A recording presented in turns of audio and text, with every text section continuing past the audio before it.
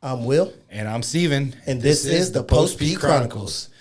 Will, we got someone very near and dear to us today. Who do we got? We have the one, the only, Robert Almada. What's going on, Robert? How are you doing, man?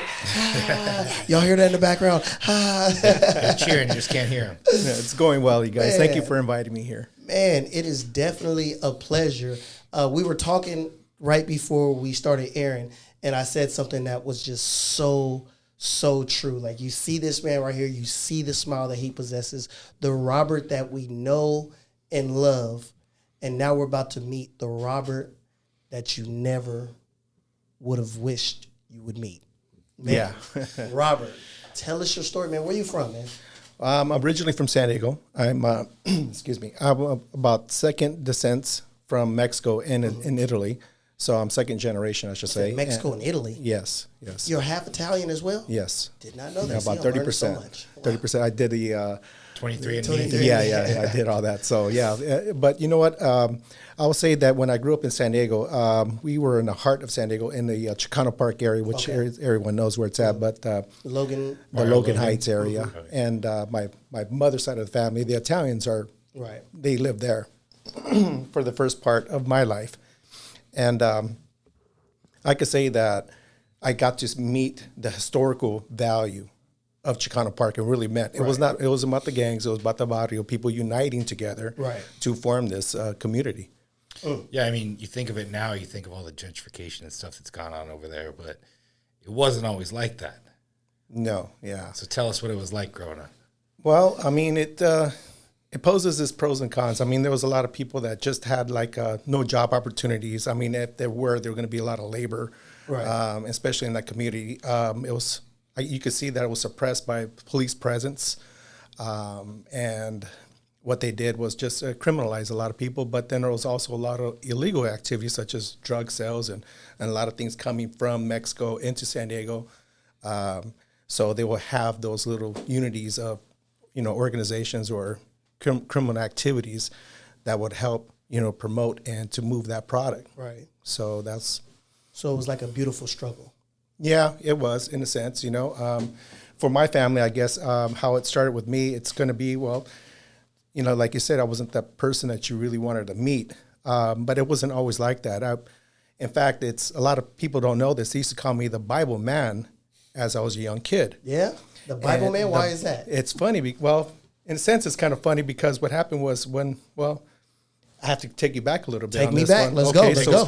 All right. So what happened was one of my uncles, my mother's brother, killed a couple of guys. Mm-hmm. So they were going to retaliate towards my family, and my mother had to flee for her life. She went to Los Angeles. Right. My grandparents had to leave that area, and they went to San Isidro in the alley to hide in a little house, pretty much to get away from, the threat. Out of view. Right. Yeah. And so I grew up in the small home. I think it's probably twice as big as this room, maybe a little bit smaller. Very small. Yeah, very small house. In fact, I still go down there to go visit it. It's still there today? Oh, yeah, it's still there. It's 144 West Hall. Oh, okay. So you can Google that thing, and then you can see the little homes right there, too. Yeah. And so anyways, but for me, for as a child, I remember that now. I said, man, I lived like a king. Man. I had a little dirt, little Hot Wheels, little, not G.I. Joes, but they had the little Green Army men and, climbing trees. And San Isidro back in those days didn't have all those homes on the other side of the five. A lot of them. So all that Dairy Mart Road was just all open forest. Open for kids to just run and play. It was beautiful, man. I don't know if you guys watched that movie Stand By Me. Yes, I've seen it. But it was just like that kind of scene. You had ponds, you could go fishing, you could do all kinds of activities. But so how old are you at this time? I'm about maybe 7. Okay. And this is just before that McDonald's massacre happened in San Isidro. Oh, what? The McDonald's massacre that happened in San Isidro. I guess that's going to be the first mass shooting in American history. In American history? What year was this? Ooh, man, this was like in the 80s. Wow. Yeah, early people? 80s. I think it was like 30. Wow. 30 men, women, and children. Wow. And a couple of my little friends got massacred there too. Wow. You could see their bicycles thrown out in front of the patio or the playground. And across the street from there was a vacant lot that all the kids used to dig shovels or holes with shovels and made our own little ramps and turns. And then after we're done with that, we went to McDonald's to have the Kool-Aid right outside the patio. So we'll play in the playground right there. But I could rewind the clock back where the Bible man happened, because my grandmother she always taught me the Bible, but she's always be more like, Mijo, whatever you do, please don't fight. I don't want you to end up like your uncle. And I said, okay, Grandma, no worries, I won't fight. But she'll teach me about the Bible, help me with my homework, things like that. Right. But what happened was, growing up in that environment in Willow School, I didn't know that much Spanish. So I was already an outcast. You was like Americanized. I was at more a very, Americanized. very young age. Everyone had a strong presence of Hispanic, always talking Spanish. And if your Spanish was broken, you were not part of the clubs. They used to, make fun of the Mexican Americans and call me Pocho. And I guess you could say that. I was already being target. But then one time I remember my grandmother, and this is kind of hard to even talk about, you guys. And this is something that I really haven't really went down a deep, as far as conversational wise. Take your time. But I remember that my grandmother would, you could either call it salvaging things out of the trash or trash picking. And so she found the little clothing articles. She'd wash it, hang it. And then I remember I was happy. I said, oh, man, I got this nice shirt, these cool pants and some shoes. So I went to school, and some kid recognized it was his clothing. He goes, oh, you little bum, you little trash digger, and, start calling me names. It made me feel even worse. So I'll tell the kids, hey, man, look, man, it's not about that. It's about God, Jesus, and, loving. And, I was literally trying to preach to them about God the way my grandmother did and try to have an effect on that way. But soon after that, they found out that I was not fighting back. And then I started getting targeted by these bullies. And then it was like an algorithm. It was like something that I caught on to, where every Friday was a beatdown. And it was like consistently happening all the time on Fridays, like particularly Fridays, because they knew the school was not there the next day. Right. And they go under the bridge, or, just under, nothing happened. So every Friday I'll let my teacher know, hey, you know what? Can I stay after? Can I just hang out just for another 20 minutes? I'll help you clean the classroom. I'll even wash your chalkboard. I used to come up with these ideas. Something. Or even try to get into trouble. Right. Just so I could just stay behind. And nobody sees and what they'll you're leave, doing. they'll walk. Yeah, they'll walk. They'll have like 10, 15 minutes of walking, and they'll get bored, and they'll just keep walking away. Right. But soon after that, they start catching on. And I noticed that there was like nobody around to protect me. No one to break it up. So I was like, wow, this ain't working. And if you ever been to Willow Elementary School, it's on the other side of the 5 freeway. So it's very hard to get back over on the other side of that bridge or that freeway. There's only 2 ways, underneath the bridge and over the bridge. There's only 2 ways to get up and over. So they had me cornered up on both areas. So it was very hard to get away. But I tried. I even went through the bushes and, just trying to find articulate ways to try to find this.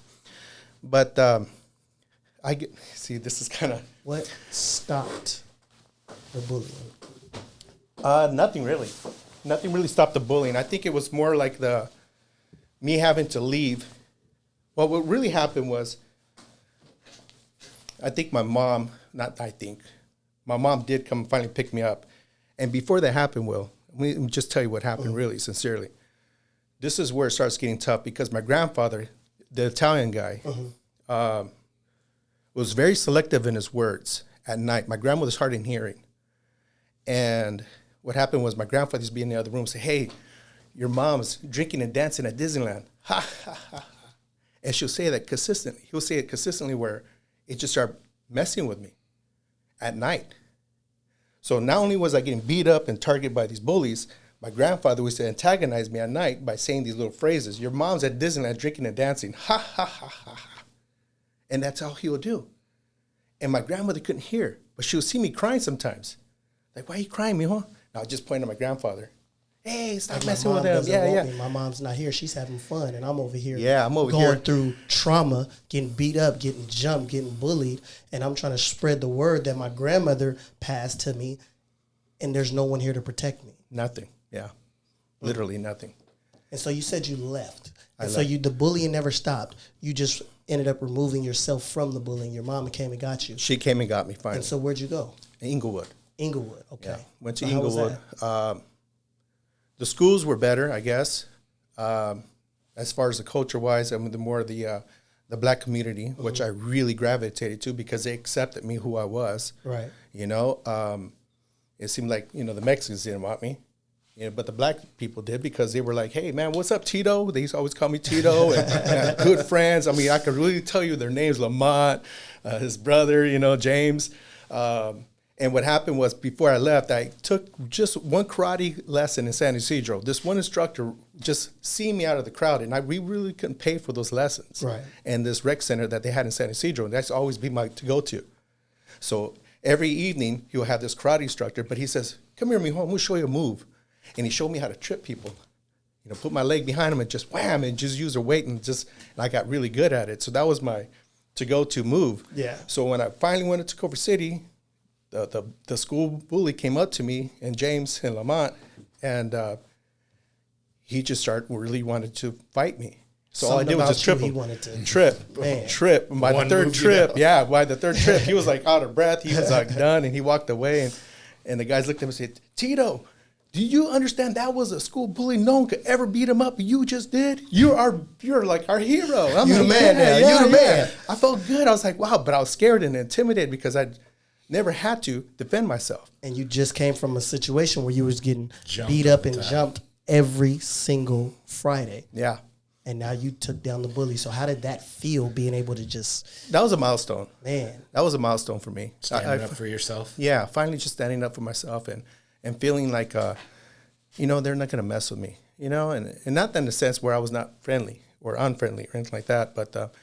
you know, and then I understand that back in those days, too, the gang activities were there. They were present. People were trying to find their sense of belonging there. So for me, it was just like I was just under radar. You know, I don't want to get bullied and picked on. I don't want to join something to, you know, get me going. But I noticed that there was some kind of shelters for that, you know, for a community shelter. It's like if you're clicking with them, you're okay. You're clicking with them, you're all right. But then you got to find out that, you know, you have a whole circle of enemies. And I was just trying to get between them and not even try to mess with them. Right. But as soon as I came back to San Diego, it started happening again. Where'd you move to when you came back to San Diego? Did you go back to San Ysidro or Logan Heights? No, I went in East San Diego. East San Diego. Yeah. And how old are you at this point? I'm hitting about 10, 11 in elementary. And then from there, I met some of the guys that we know as far as in our program. Yeah. But I say that it was one of my good buddies today, but then I didn't know he was just this cholo looking guy comes up to me, and this was in sixth grade, I guess, where everything started really happening. He asked where I was from, you know, where are you from? And he hit me up as far as, you know, a gangster would hitting up somebody as a rival. He goes, where you from, man? La, la, la. And I looked at him, and I'm more of an analytical person, and I just kind of sat there for a quick second and then really thought, where am I from? You know, I lived in all these various places and went to about 11 elementary schools. I counted. Man. So I'm like, I don't know. You know, what do you mean you don't know? I said, well, okay, let's go back. Logan. You really, you're taking him through it. Like, man, I live over here, I live over here, San Ysidro, Chicano Park. Park. Like, I don't know, bro. Yeah. I don't know. I don't know. You know, and then I said, Logan, he punched me in the chest. He goes, what? And I looked, I said, what is your problem? And I really got back at him, like, you know, because I'm already groomed. I'm already conditioned to the point where I'm not scared of him. I'm not intimidated. Yeah. And I looked at him in a certain way, and he could even say that, you know, he goes, from now on, you're from this neighborhood.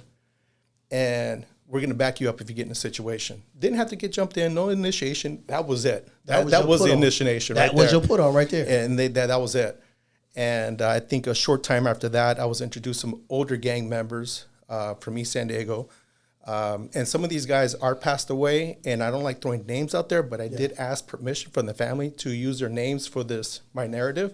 And they said it was perfectly fine as long as it's, you know, in a way where it's going to be productive. So when I say names, these are not just names I like throwing out. I actually had to ask permission. Right. So Goofy is one of the guys. He took me in under his wing. He was known to be a, you know, somewhat of a hustler. Yeah. And he knew how to craftily make money. But he put me through a test. When I passed the test, he took me under his wing And I think before I turned the age of 14, I had a 6 Impala Super Sport, a pager, which was a big thing back in those days, and things to protect myself with. Right. And you know, and so what happened was, I remember this one time I got arrested for something I didn't do. I actually went to Wilson Middle School, you know, and I wasn't supposed to be there, but I went there anyways on my birthday so I could meet up with some friends. And I got arrested for something I didn't do. I just shaved my head bald. In fact, it was a prank. One of my boys was supposed to give me a haircut, and he goes, I'll give you a mohawk. You know what I mean? It was one of the older homies, and he gave me a mohawk. I'm like, oh, hell no. So they had to shave it all off, you know? So I showed up bald-headed to the school, and I fit the profile of somebody that they arrested me for. Oh. And they literally charged me for, I think it was a strong arm robbery, which consists of 2 felonies and a misdemeanor of a stolen bike. That's what it all boiled down to, a bike. So in the process of going to courts and all the stuff like this, and I'm sitting here with my public defender and the DAs and the judge is talking my fate. I just witnessed the police officer lying on stand. So I'm really kind of bombarded with all these questions and not even knowing with certainty what my future looks like at this point. So I raised my hand. I said, Your Honor, may I please say something? You know, because I feel like I don't have nothing, you know, I want to defend myself. And the judge says, go ahead. And I said, Your Honor, why do I want a bike when I have a car? And the Honor looks at my mother and says, does he have a car? Yes, Your Honor, he does. Where is it located? I said, I forgot where I parked it because I already knew he wanted to take it. You know, I had no license. Yeah. I said, I forgot where I parked it, Your Honor. And then they just saw something more in me than they did with the crime. Mm-hmm. So they pegged me with it just to put me on probation. And I thought that was the worst thing you could ever do because now my friends that gave me all the stuff don't want anything to do with me because I'm a 4th waiver. Now here, they say, hey, look, man, you know, you be far away. We can't really have you with us because they pull us over. They're going to search and, you know, find out what we have in our cars. Right. So I guess I was fine at the time, but that really stumped my momentum because back in those days, I had poverty. I wanted to make money. I wanted to have that status. I didn't want people to mess with me. And I really put up this persona that I was like, to be this way was the way of life. So I was really hardened at this point. And the only love I got was from the friends. And that's almost like an understatement, you know, because I know Robert, like I said at the beginning, the smile, the joy that you admit is just, it's honest. But then the very first time I heard about old Robert, I was like, you're lying. It was like, you're lying. Yeah. And now to hear where it began and who you were, like, let's talk about who you became in that moment. Because I always say, in order for people to appreciate where we're at, they need to know where we've been and what we had to overcome. Yeah, and from the looks of it, that event potentially saved your life.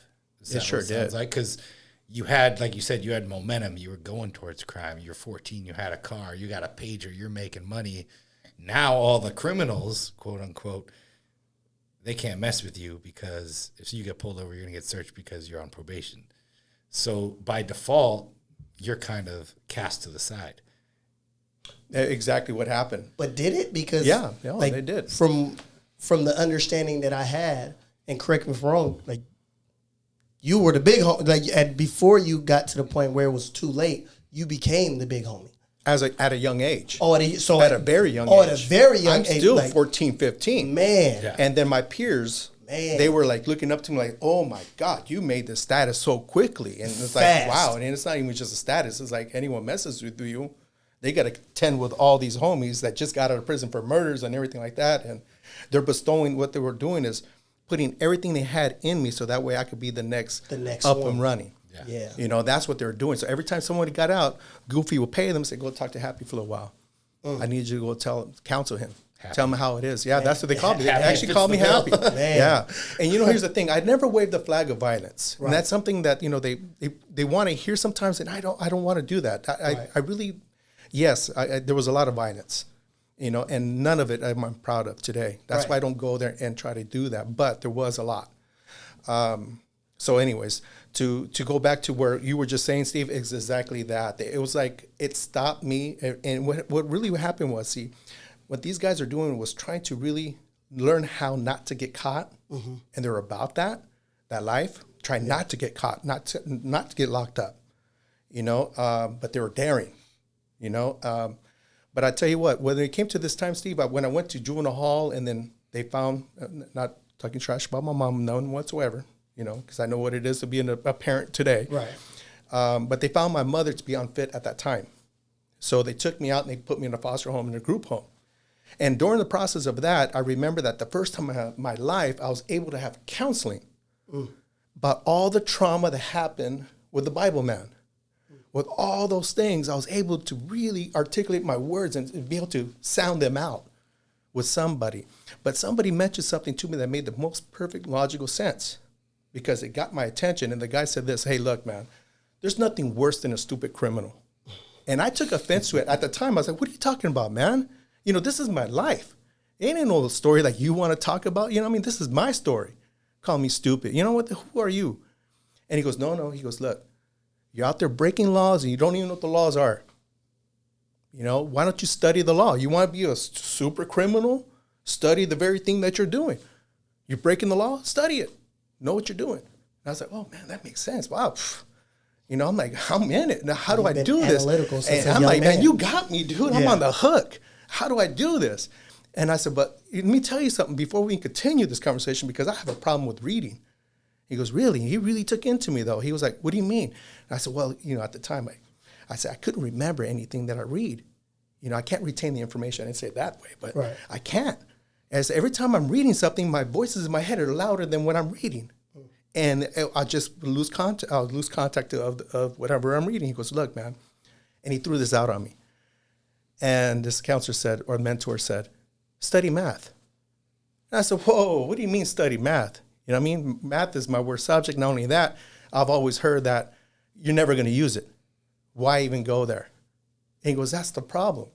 He goes, mathematics is everything. See, the language we speak, and the way he explained it to me was what we speak is English, Spanish, Chinese, right. Russian, whatever that language is, that's one thing. But our brain is more complex than that. He told us that it's mathematical. It wants to fix, solve it, and do things. It wants to figure things out. That's what math is. It's a problem solving patterns. And I said, really? So when I took into it, I said, okay, well, math. I said, well, I'm really bad at history, so what should I do? And he goes, well, study the Incas and Mayans. They were the best mathematicians ever was in the world, or supposedly at that time. And I said, man, that makes perfect sense. So I got A's in history, A's in math, and A's in law, and A's in reading. This counselor got you. The first time I've ever dug into something so deep, and I got A's for it, and had a passion for it. And in fact, it was like even algebra. I said, when I got an answer wrong, I even questioned it. I said, what do you mean? Look at this. And even the teacher was kind of new. She goes, oh, yeah, you're right. I think maybe I was intimidated at the same time, but I was like, I know I'm right, but look. So, and make a long story short, I got really good at it. I got crafty at it. And not only that, I even learned one thing in law. Of course, I studied civil law, federal law, and state laws at that time, whatever that laws were. Right. But I did learn one thing, and I really carried it on with me for the rest of my life. I guess this is my saying. It's the best way to beat a case is not catching a case. Definitely. Just not catching. And that's the truth. And the mathematics helped me do the odds. It really helped me do the odds. And if you know the law, you won't catch a case. Yeah, if you know, you just won't know. You're not breaking the law. You just don't want to do it. Yeah. Right. And with the math, it actually gave me the actual precise calculations. How can I, if I did this, get away with it? What's the odds of me getting caught? And I said, wow, this is very thin. Because of the math. Believe it or not, just thinking that, because there's equations in that. Right. So make a long story short, I think that experience changed my whole directory just by that conversation I had with that mentor, just for that 6 months in the program. And that right there itself kind of directed me to where I'm at today. Now, was this, you said you got into counseling during foster care, but I hear nightmare stories about foster care. Was this because you committed a crime, there's state mandated counseling? Like, how did you get into the counseling? Yeah, I think this was a state mandated counseling for the county. So they actually had a psychiatrist come over. I think it was like at least once or twice a month on that. But what happened was for the foster care was a little bit different. It's more like a money-driven individual, because that's who they are. So that was short-lived for me. We bumped heads frequently. So I went to a group home in San Diego called The Bridge. And the group home gave me more of a, construction as far as how to, it was counseling every day, school every day. And then we had our activities every day. So it was a program. And then only that, for Christmases and on the holidays, we used to give us presents, and it was nice. I felt safe. For the first time in my life, I literally felt safe. And I wanted, valued, and all those things and underneath that house, that roof. And when I left, it was like I'm back on the streets. And you'd think that I would be happy, but I wasn't. I was happier where I was at. And it was a very short time after that, I literally even went back, knocked on their very door, and I said, "Can I come back?" And they said, "Wow, you're like the first one to ever do that." And I said, "Yeah, I sincerely want to come back." It's because you got that mathematical, analytical. Yeah, dude, I made the odds happen, right? Yeah. I'm working for my favor. And it worked out. So it's kind of like even probation even kind of tripped out on me at the time. They, believe it or not, even at that particular time, probation put me on the news.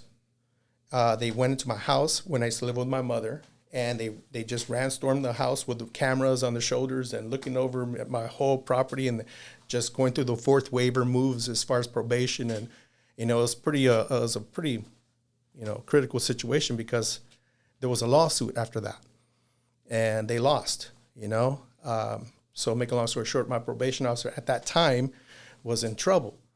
And that person, I don't want to use their name, but that person just had his own vendetta to get me locked up, send me to Campo. That was it.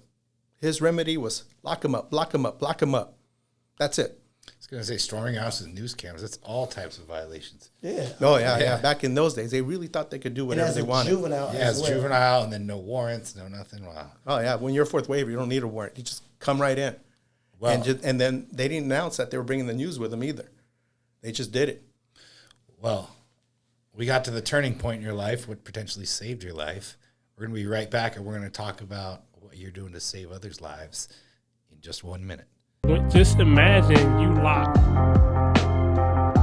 all of these violent kids together. and as a kid, you're trying to impress your peers. And then you grow up in this gang culture to where you're taught. The gang culture teaches us to be suicidal because it tells us to never deny what set we claim, even if somebody's holding a gun to us, even if it leads to us fighting or dying. The bravado, because that's what young boys do. Young boys want to be a part of something that's brave. I like to analogize it to sometimes being involved in a game. Kids, it's easier than playing football. Like a young boy wants to be a part of something. And we're back. So where we left off, you talked about how going on probation was one of the things that saved your life.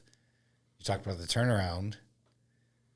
What are we doing in our lives now? Or is there anything you want to touch up before that, Will? Well, just a little quick recap, because you were in probation, then you went to the group home, and then we talked about how after the group home, after the 6 months, you knew you wanted something better for yourself. I did. And instead of just wanting something better, you went and got something better for you, and you went back to the group home and you said, "Hey, can I come back?" And they allowed you to come back. But then that was over. So what did you do after that? Once that was over, what did you do? Because the group home was over. You didn't want to go back home. You wanted to continue your growth. You wanted to continue this new path you were on. How did you continue this new path that you were on? That's a really good question because right at that moment when they said I could only stay in the group home for a couple more months, and I knew my time was going to expire soon, and I was going to go back on the street, so I just started doing my networking there. I started asking counselors and such, and finding out if there's any additional programs similar to what I'm going through now. I want to be able to continue this progress. And they did. They found a center. It was called the Teen Recovery Center off of Adams Avenue. And it's a great program for the kids. They were able to come into a community home and they had counselors there. School in the morning with it was Amy. She was our teacher, and she also met her at the bridge. And then also they had counseling during the evening, and it was AA meetings, NA meetings, and not only that, man. The trip was this. Well, is that even though I was going to this program, I was able to talk to my friends about this program. And not only that, I was able to help them get enrolled into the program. We're talking about some of the friends from the old neighborhood. Yes, exactly. And literally they started going. How do you pitch that? It was. How do you pitch a better life to someone who's like in gangs and all that stuff? You know what? It's because they got to see who I was and how I was changing. And they really literally got to see that. Like, bro, you could do this too. Yeah, they were like, wow, dude, are you getting A's? You learning this and that? And I was like, yeah, dude. And and I was showing them my report cards and saying, you could do this too. And I was literally pitching it. And they were like really gravitating to this. And they started literally signing up. So you're going, go ahead. You're almost going back, grabbing your buddies by the hands and saving their lives too. Yeah, literally. Yes. Okay. Sounds like something that you just kept doing ever since then. Ever since then.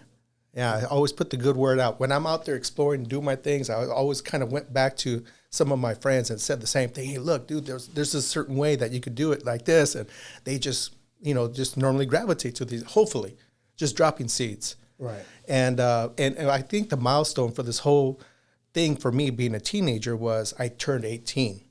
I did not believe I was going to be 18 for real. I didn't even think I was going to live to be 18 because that was what I was doing. It was very, very violent. And I thought I was going to die a violent death or death by cop or suicide by gangbanging. It was my MO. That's what I wanted to do. Die with some kind of honor, whatever it might have been back in those days and whatever. But I think when I went to court, finally, I believe the judge was literally going through my pages.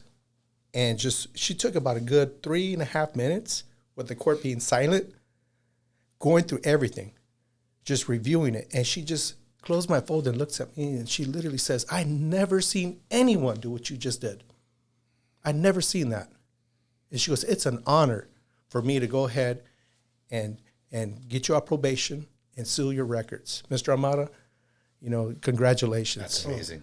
And I walked out of that courtroom like, wow. So when I walked out, first things that went to my head is, okay, now I could go back to my homie Goofy, go get my car and get this back going, right? I could do that. No, that was in your head? That went through my head. Oh, my I finally off probation. 4 years later. No, seriously. I promise you guys. I said, I want that Impala now back. I could go back and tell the guys, hey, man, I made it.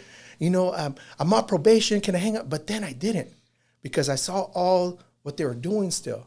Same old. Yeah, same old thing. And a couple of guys got whacked because maybe they had a probability that they might snitch or whatever. They get whacked. They cut their loose ends very quickly.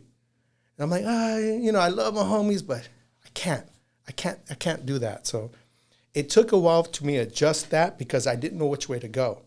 So that's where I'm at. So that's where you're at. But you obviously did something different. So you didn't go back. So where did you go? What did you do next? Wow. I literally went to Visalia, California. Visalia. Tulare County. And I think that was like one of the best moves I ever made because I got my tax returns because I was working a little bit.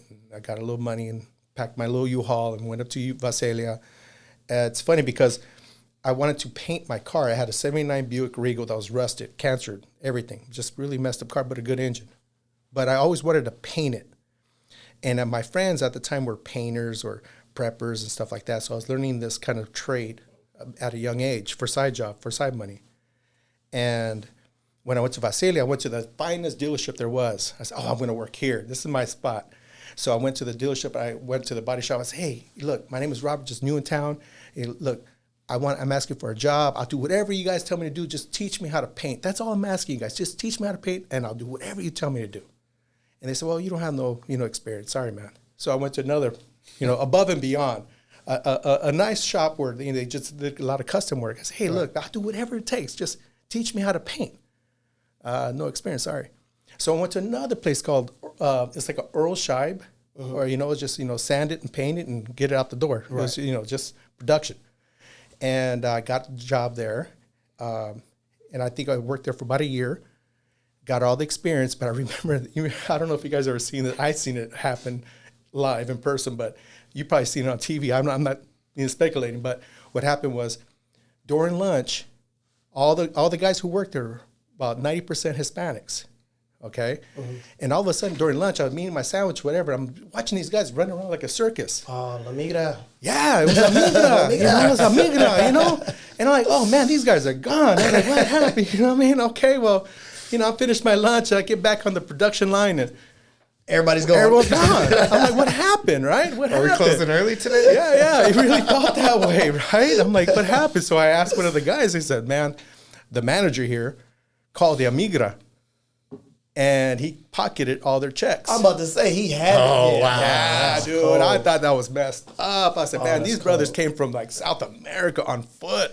What they told me their stories. I'm like really respecting these guys because they're working hard and they're sending money back home to their families and they're gone.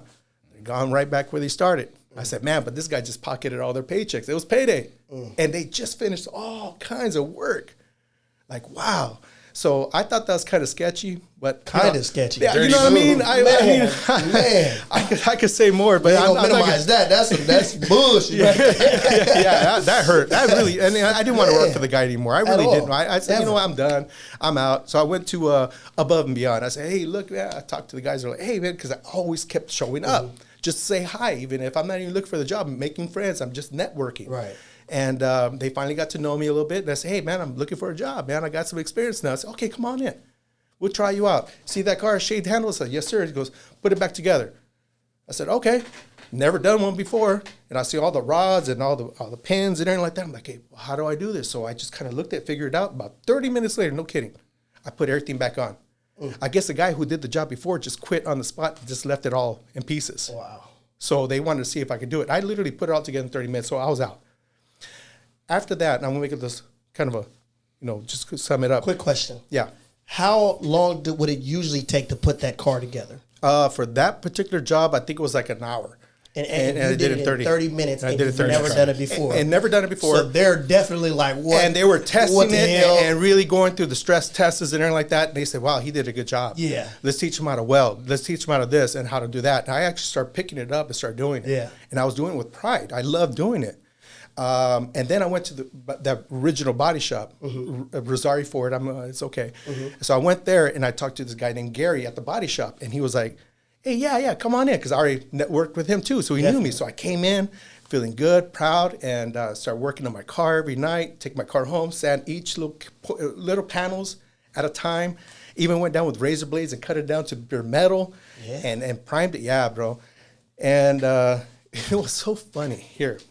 Now, I was really tested at this one time because I got in trouble because I got a couple of warnings. Or it was a car that I accidentally burned through because the paint. Right. Because sometimes it can be a little thin if they don't put too much, but I laid it on it too long, you know what I mean, as far as cutting the paint with a buffer, and I burnt the paint. It was a trifecta color coat back in those days. It was a very hard color to match.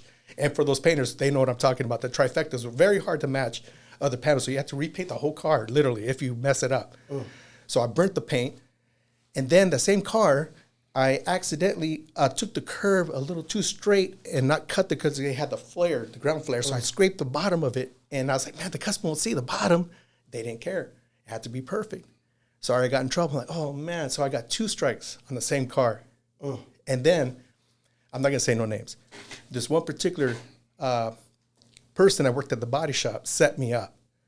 He literally had a buffer, and he laid it on the floor in front of me. I was trying to move the car out of this one area to get it washed up, right? He put the buffer in front of me, and I said, hey, man, move the buffer out of the way. Come on, man, what's going on with you? And he's looking at me like with a smirk on his face. I'm like, what are you doing, dude?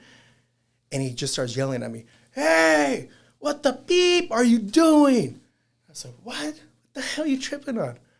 And then Gary comes out of the body shop and goes, hey, what's going on? He goes, man, this dumb whatever almost ran over the buffer. And I was like, oh, hell no. I was getting out of the car and I was getting gangster on this fool. I was like, yo, I'm about to light this fool up. You know what I mean? I'm like literally like about to lose it.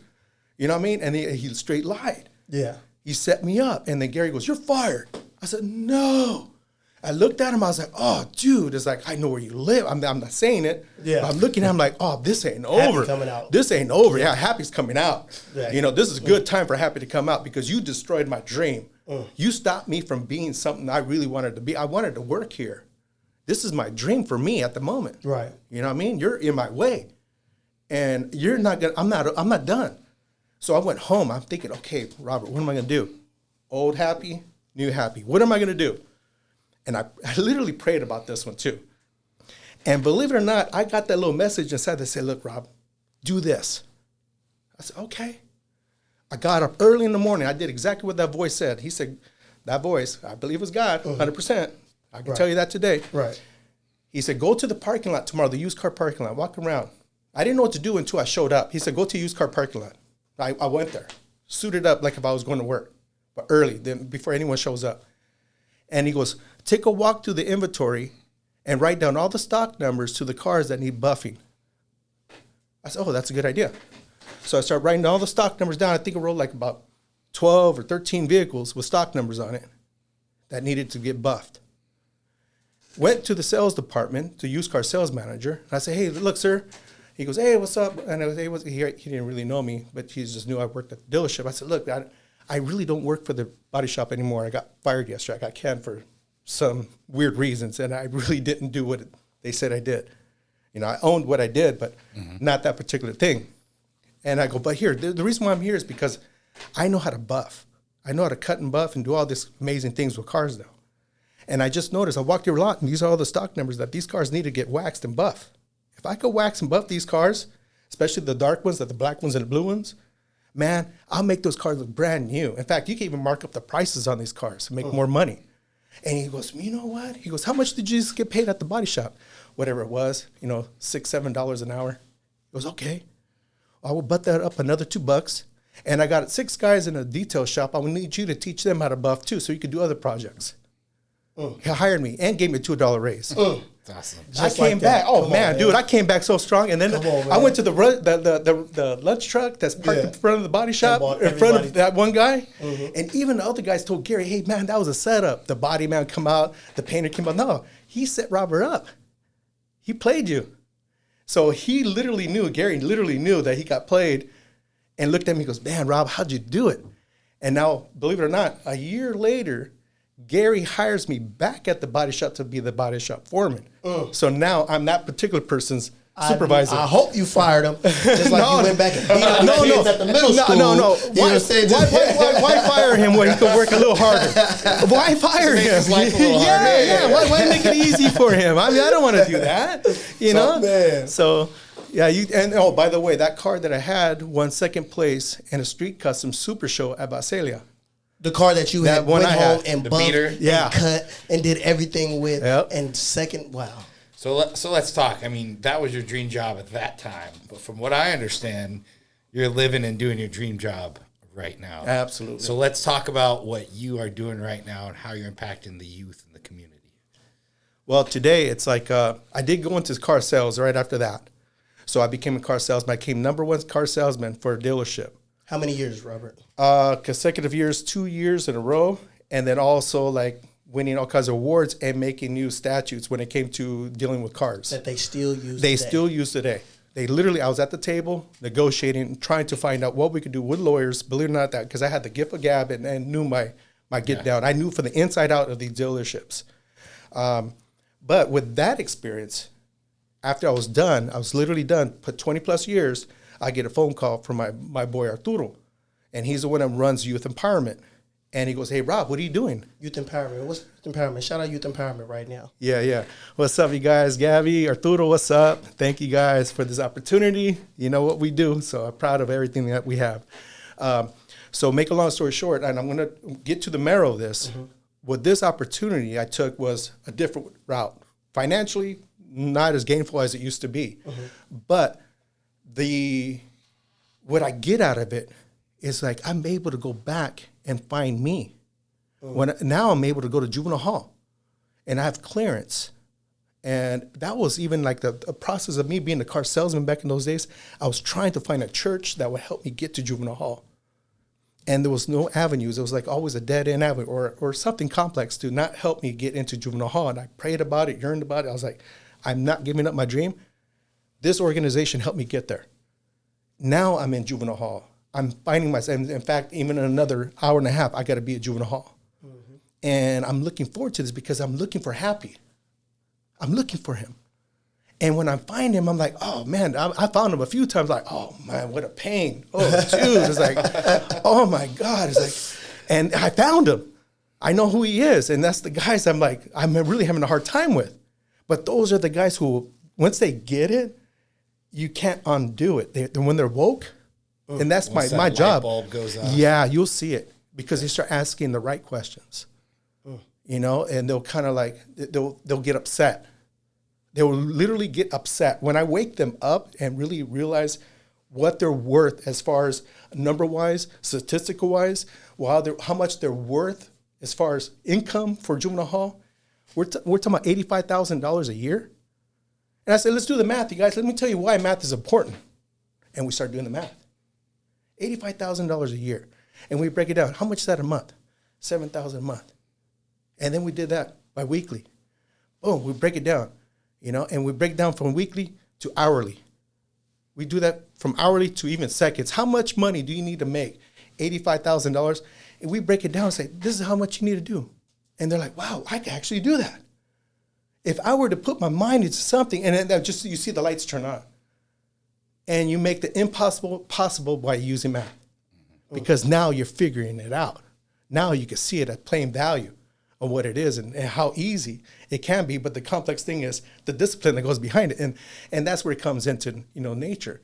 You know, we got to understand how we are, what our habits are, and how can we do or install a new habit to start retaining that positive stuff. You know what I mean? So I always say that when you take away something, you have to give something back. And that's what you do every time you go into juvenile hall. You give back to these little happies, to all these kids. And I would have the opportunity to go into juvenile hall with Robert. The very first time he brought me in, the very first time when I had the opportunity to go in. And man, just to see you that was the first time I actually saw you connect with the kids. You know what I'm saying? Going at work. I saw you doing the Summer Level Up program, or I saw you in the office, and it was never one-on-one with kids, you know, so it was always with adults, you know. But when I saw you with those kids, I was just like, and I told you when we got to the hallway, and I was like, bro, you're incredible. You know, you're incredible. And I love to see how you connected with them and expanded their minds in such a short amount of time.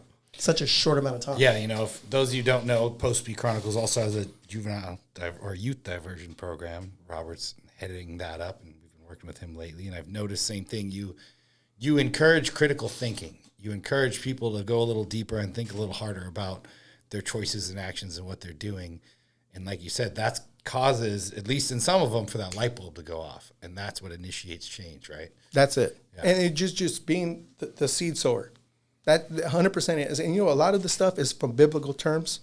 And a lot of guys don't even know this. Not even just with kids, but I'm talking about even the adult aspect of this too. Because I do have adult clients now. I'm just throwing the seeds down. And the word comes to me.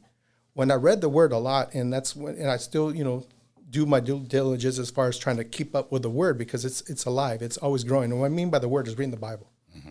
You know, not just going to church, reading the word itself. So that way, and I even at a young age, I was like, well, I became an atheist. And I didn't mention that during the time as far as me when I was gangbanging. I didn't believe in God anymore, because how can God let a kid go through what he went through when I was representing him? Yeah. And I was getting beat up for it. But I didn't know that God was actually watching me. And he felt that.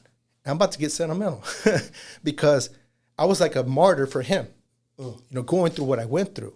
And I think he preserved me. He found a way to preserve me and use me for that calling. And now you're a messenger, and you couldn't have the same caliber of message if you didn't go through what you went through. Yeah. And I tell you what, this is more worth to me than a car deal. This is work because this is a life. This is someone's child. You know, this is someone's daughter. This is someone's son. You know, and I'm trying to do something that, you know, sometimes it takes someone else outside of their home to help them.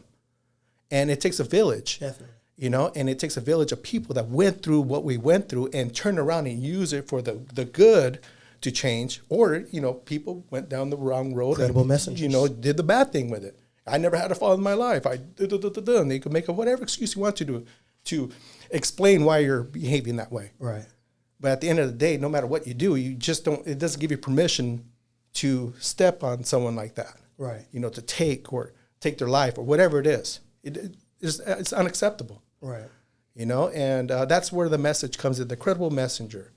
You know, the experience that we have in our drive, it's a heart posture. We can even look up that word, heart posture. It's a biblical sense where your heart's at. It's like you're sacrificing, and I believe in it. I don't want to take it out of context. The heart posture is, it's a sacrificial thing, not just because of the abundance that you have that you want to give, but when it's even considered sacrificial, when you don't have the resources to give, but you still give. You know, even when I don't feel, I'll tell you guys this one story. When I was going to East Mesa one day, I'm driving on the freeway, and I didn't want to go. I had just had a really horrific day the day before with these kids. I mean, they're just so disrespectful and happy. A couple of happies were in there. And I'm like, man, Father, I don't know how I'm going to do this one. Man, these kids are just, wowing out. They're beyond than what I experienced. Right. And that's what really blows my mind. They're worse than what we were. Right. And I'm like, oh, my gosh. I mean, I can't do this one today. Father, help me. Go with me. Please go with me today. And that voice said to me, I'm there waiting for you. I said, oh. I just put a smile on my face. Let's go. And when I showed up, it was nothing like I thought it would be. My mind made it worse than what it actually came out to be. It was probably one of the best meetings I ever had. Just showing up. Yeah. Not giving it more power than need be. Right. You know, just overcoming it with that mind power and that positive mindset. That today's a new day. You never know who's going to be in that room today. Happy just might have got that message. And believe it or not, I reached out to him, and he's good.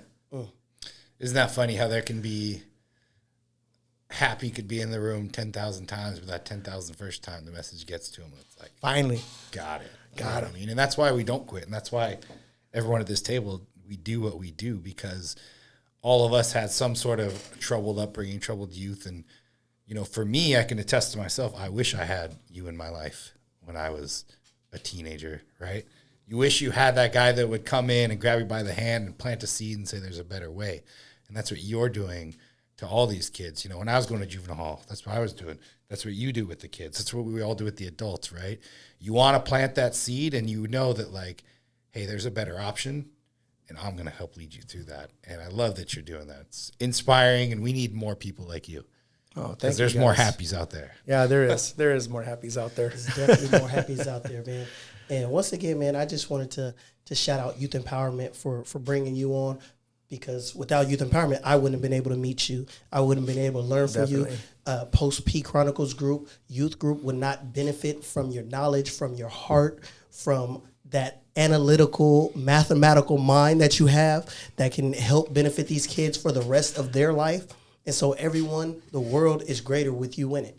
You know, so we appreciate you. We appreciate you coming on here and sharing your story in hopes that your story will help others.